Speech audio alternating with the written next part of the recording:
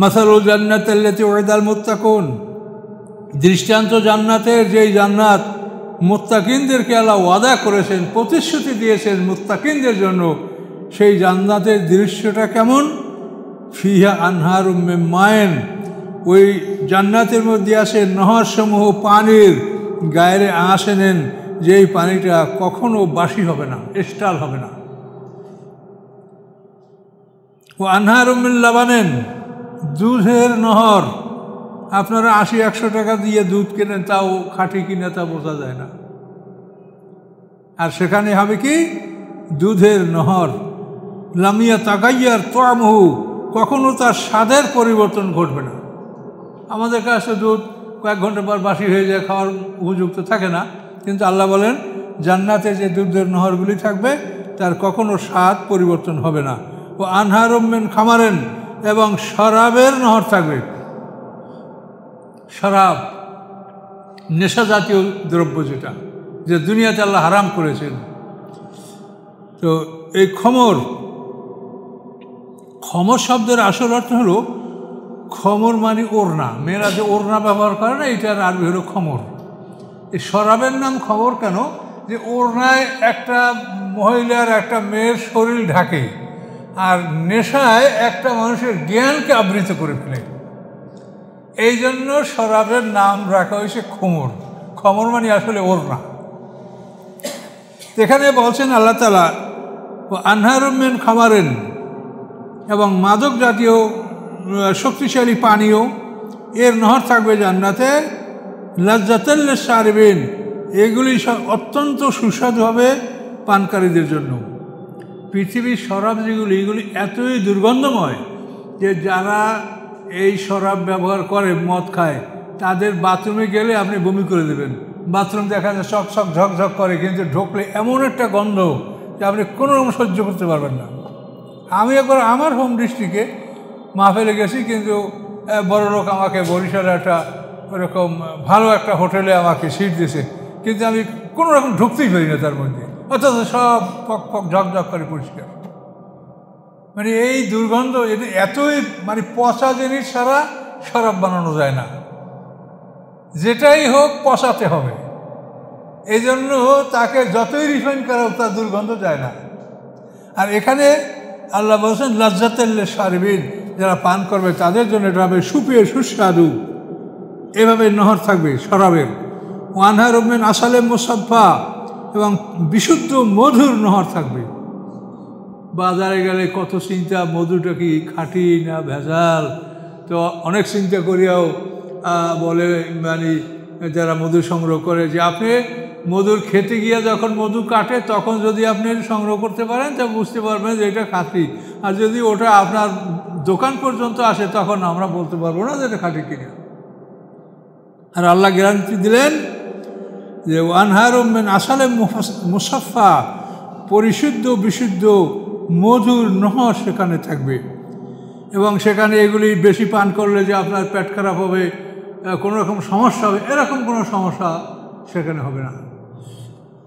ও আনহারুম আসালিম মুসাফফা, পরিশুদ্ধ মধুর নহর। ওয়ালাহুম ফিহা মিন কুল্লি সামারাত, এবং তাদের জন্য সেখানে থাকবে সব ধরনের ফলমূল। ও মাগফিরাতুম মির রাব্বিহিম, এবং রবের পক্ষ থেকে তারা সেখানে ক্ষমাপ্রাপ্ত হবে।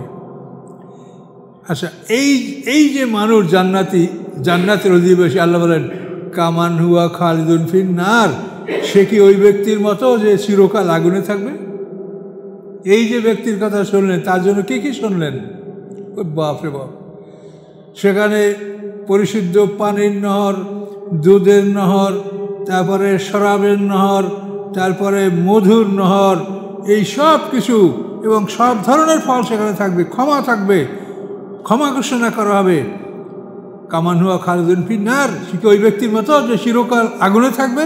বা সুকুমাম হামিমা, এবং যাকে পান করানো হবে গরম পানি, এমন গরম পানি যে পানিটা যখন মুখের কাছে আসবে, সেই পানির ধুমায় তার চেহারাটা সিদ্ধ হয়ে যাবে। কোরআনেই বলা আছে। আপনারা গরম চায়ের পেলা মুখের কাছে, মুখমণ্ডলটা গরম অনুভব করেন না? তো ওই জাহান্নামীদেরকে যে গরম পানি পান করানো হবে, এটা মুখের সামনে আনলে এই গরমের যে মানে ধুমাটা, এতে তার মুখমণ্ডলের চেহারাটা সিদ্ধ হয়ে যাবে, এত বড় ভয়ঙ্কর গরম। মান হামিমা ফাকাত্তা আমাহুম, টুকরা টুকরা করে ফেলবে তাদের নারী ভুঁড়ি। এই গরম পানি যখন খাবে, নারী ভুঁড়ি সব ছিঁড়ে টুকরা টুকরো হয়ে যায়। নারী ভুঁড়ি, পেটের নারী ভুঁড়ি সব ছিন্ন ভিন্ন হয়ে যাবে, মলদার থেকে পড়তে থাকবে। কিন্তু তাতে তো মানুষের মৃত্যু হওয়ার কথা, কিন্তু মৃত্যু আমাদের শেষ হয়ে গেছে। মৃত্যু দুইটা, এই দুইটা মৃত্যুর পর আর মরণ নেই। পিছনে আমাদের সর্বপ্রথম একটা মরণ গেছে, আর সামনে একটা মরণ আছে। এই দুইটা মরণের পরে আর কোনো মরণ নেই। এই দুইটা মরণের পরে আমরা ইসরাফিলের সিঙ্গার ফুট করে আমরা হাসের ময়দানে উঠবো, বাস অনন্তকাল জীবন, হয়তো জান্নাতে না হয় জাহান্নামে।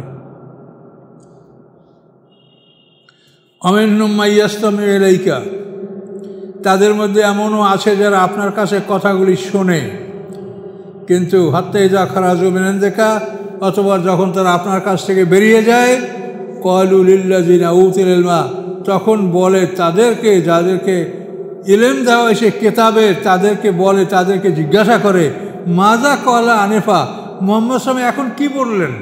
মানে উনি শূন্য কিছুই বোঝে নেই। আলেমদেরকে জিজ্ঞাসা করে, মুহাম্মদ সাল্লাল্লাহু আলাইহি এখন কি বললেন? আল্লাহ বলেন, এটা জিজ্ঞাসা কেন করে? উলাইকাল্লাযিনা তাবাআল্লাহু আলা কুলুবিহিম, এরা এমন মানুষ যে আল্লাহ তাআলা তাদের অন্তরের উপরে মোহর মেরে দিয়েছেন, যার জন্য শুনলো কিন্তু কিছুই বুঝলো না। অবস্থা দেখেন। আত্তাবাউ আহওয়াহুম, আর এই মানুষগুলি নিজেদের কামনা বাসনার অনুকরণ করে, কোরআনের অনুকরণ করে না, নিজেদের মন যা চায় সেটা তারা করে। আল্লাহ বলেন, আল্লাযীনা হাতাদাউ, যারা হেদায়েত অবলম্বন করে, যারা সৎ পথে চলে, আল্লাহ বলেন জাদাহুম হুদান, আল্লাহ তাদের হেদায়েত আরও বাড়িয়ে দেন। যারা ভালো পথে চলে, আল্লাহ তাদেরকে হেদায়েত বাড়িয়ে দেন, আরও ভালো পথে চলার তৌফিক দান করেন। ওয়া আতাহুম তাকওয়াহুম, এবং দান করেন তাদেরকে তাদের তাকওয়া, আল্লাহ ভীতি, এটা আল্লাহ তাআলা তাদেরকে দান করেন।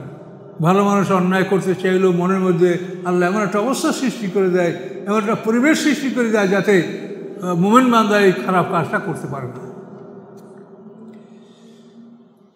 ফাহাল ইয়ানজুরুনা ইল্লা সাআতান তা'তিয়াহুম বাগতা, আল্লাহ বলেন তারা আর কিছুরই অপেক্ষা করে না, ইহা ব্যতীত যে হঠাৎ করে তাদের কাছে কিয়ামত এসে যাবে। কিয়ামত কখন আসবে তা আমাদের কোনো কিছু জানা নাই। হঠাৎ করে সবাই কাজকর্ম করতে থাকবে, দোকানে কেউ কাপড় বেচা কেনার জন্য কাপড় খুলবে, কেউ খাবার জন্য খাবার টেবিলে বসে খাবার রেডি করবে এবং মুখে তুলতে যাবে, এর মধ্যে আর তুলতে পারবে না। কাপড়টা খুলেছিল এটা গুটাতে পারবে না, এর মধ্যেই সিংহা বেজে উঠবে। এই জন্য আল্লাহ বলেন হঠাৎ করে এই কিয়ামত আসবে। ফাকাত যা আশরাত হওয়া, অবশ্যই তার শর্তগুলি এসে গেছে। কিয়ামতের প্রধান শর্ত হলো মুহাম্মদ সাল্লাল্লাহু আলাইহি ওয়াসাল্লাম। তিনি জন্মগ্রহণ করার পরে সমস্ত ফেরেশতারা আকাশে ঘাবড়িয়ে গেছে যে কিয়ামতের সর্বশেষ আলামত মুহাম্মদ সাল্লাল্লাহু আলাইহি ওয়াসাল্লাম। তিনি জন্মগ্রহণ করেছেন, এখন আর পৃথিবী কতটুকু সময় থাকবে, তার সময়টা, এরপরই কিয়ামত। কাজে তিনি কিয়ামতের সবচাইতে বড় আলামত। আল্লাহ বলেন অবশ্যই তার শর্তগুলি এসে গেছে। ফাকাত যা আশরাতুহা ফাআন্না লাহুম ইয জাআতুহুম যিকরাহুম, ফাআন্না লাহুম ইয জাআতুহুম যিকরাহুম, কীভাবে সম্ভব তাদের জন্য উপদেশ গ্রহণ করা যখন তাদের কাছে এই উপদেশ পৌঁছবে, যখন তারা উপদেশকে বুঝতে পারবে, তখন আর তাদের উপদেশ গ্রহণ করার কোনো রকম ক্ষমতা থাকবে না। শাস্তির নিদর্শন প্রকাশ পেয়ে গেলে কোনো মানুষের তওবা ঈমান আল্লাহ তাআলা কবুল করবেন না। তো আল্লাহ রাসূল কিয়ামতের বড় আলামত, এরপরও যে আলামতগুলি আছে সেগুলো হলো, এক সর্বপ্রথম দোকান, পৃথিবীটা ধোঁয়া ছড়িয়ে পড়বে। 40 দিন পর্যন্ত এই ধোঁয়াটা পৃথিবীতে থাকবে, একটা গ্যাসীয় পদার্থের মতো। এই ধোঁয়াটা কাফেরদের মুখ থেকে ঢুকিয়া মলদ্বার থেকে বের হবে, তারা ভয়ঙ্কর কষ্ট পাবে। আর মোমেনদের একটু সর্দি হবে, সর্দি গ্যাসি অনুভব করবে মোমেনরা। এটা 40 দিন থাকবে প্রথম আলামত। দোকান, পৃথিবীতে 3টা মারাত্মক ভূমিধস হবে, পৃথিবীর মাঝখানে একটা, পৃথিবীর 2 প্রান্তে 2টা। তারপরে ইয়াজুজ মাজুজ বের হবে, দাজ্জাল বের হবে, ঈসা আলাইহিস সালাম আকাশ থেকে নামবেন, এরপরে দাব্বাতুল আরদ বের হবে, পশ্চিম দিক থেকে সূর্য উঠবে। দাব্বাতুল আরদ এবং পশ্চিম দিক থেকে সূর্য ওঠা এই দুইটা একদিনই হবে। এই দুইটা যখন প্রকাশ পাবে তখন আর কোনো মানুষের তওবা চলবে না, কবুল হবে না, তওবা বন্ধ হয়ে যাবে। এর 100 বছর পরে পৃথিবী আল্লাহ ধ্বংস করবে। ঈসা আলাইহিস সালাম আসবেন, তিনি 40 বছর পৃথিবীতে থাকবেন এবং তিনি দ্বীন প্রচার করবেন, এই কোরআনের বাণী তিনি প্রচার করবেন। তিনি পৃথিবীতে বিবাহ করবেন, তার সন্তান হবে। তিনি আকাশে গেছেন, তখন তিনি বিবাহ করেননি। ঈসা আলাইহিস সালাম আসবেন, ওয়াইন্নাহু ইলমুল লিসাআতি ফালা তামতারুন্না বিহা। আল্লাহ কোরআন পাকে বলেন ঈসা আলাইহিস সালাম কিয়ামতের বাস্তব জ্ঞান, কিয়ামতের উপরে তোমরা সন্দেহ করো না। ঈসা আলাইহিস সালাম আসবেন এবং তার কবর হবে আল্লাহ রসুলের কবরের পাশে আবু বকর ওমর ফারুক রাদিয়াল্লাহু তাআলা আনহুমা, এর পাশে ফাঁকা জায়গা রাখা আছে, আপনারা মদিনায় গেলে চোখে দেখে আসতে পারবেন। ওইটা হলো ঈসা আলাইহিস সালাম আসার পরে ওনার কবরটা ওখানে হবে। আন্না লামাজ্জাতুম যিকরাহুম, কীভাবে তাদের এই উপদেশ গ্রহণ করা সম্ভব হবে যখন তাদের কাছে এই উপদেশ আসবে এবং তারা বুঝতে পারবে সত্যকে, কিন্তু গ্রহণ করার মতো আর সুযোগ থাকবে না। ফা'লাম, জেনে রাখো, আন্নাহু লা ইলাহা ইল্লাল্লাহ, নিশ্চয়ই আল্লাহ ছাড়া কোনো মাবুদ নাই। ওয়াস্তাগফির লিযামবিকা, এবং আপনি ক্ষমা প্রার্থনা করুন আপনার অপরাধের জন্য, এবং ক্ষমা প্রার্থনা করুন অলিল মুমিনিন, মুমিনদের জন্য। রাসূলের ক্ষমা প্রার্থনা, রাসূলের দোয়া আল্লাহর কাছে গ্রহণযোগ্য। এই জন্য তিনি বলেছেন যে আপনি নিজের অপরাধ এবং মুমিনদের অপরাধের জন্য আল্লাহর কাছে ক্ষমা প্রার্থনা করুন।